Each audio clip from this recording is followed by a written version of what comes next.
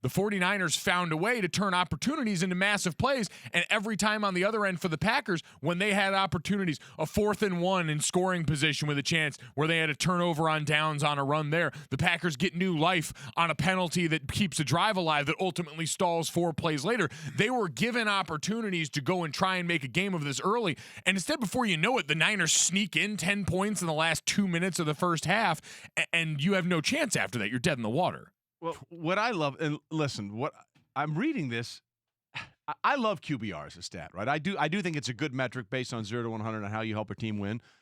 Jimmy Garoppolo last night was 14 to 20 for 253 yards, 2 touchdowns, no interceptions. His QBR was 24.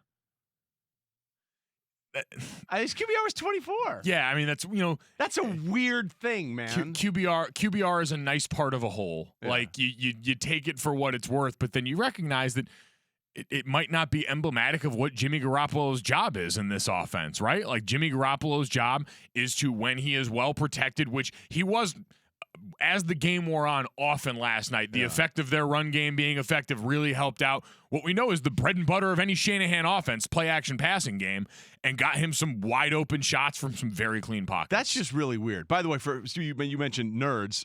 Balanced nerds love this game from the 49ers.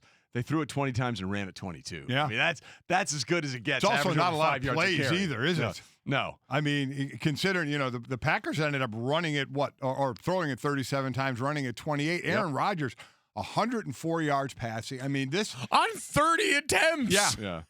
Yeah. 33. Amazing. He was 20 of 33 for 104 yards. Again, harassed all night long. And he is different now being harassed. We all kind of said that last week. He'll dirt it more. He's done that in the past. But a lot of times he's able to escape it and make some monster plays. That's not happening anymore. You see that kind of spin out left that he does so well and then ends up rolling left and making a play.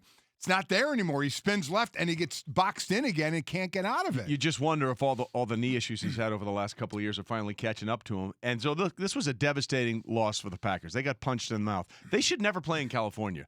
They got punched in the mouth by the Chargers in L.A. They got punched in the mouth in San Francisco. Technically Santa Clara. We understand. We know.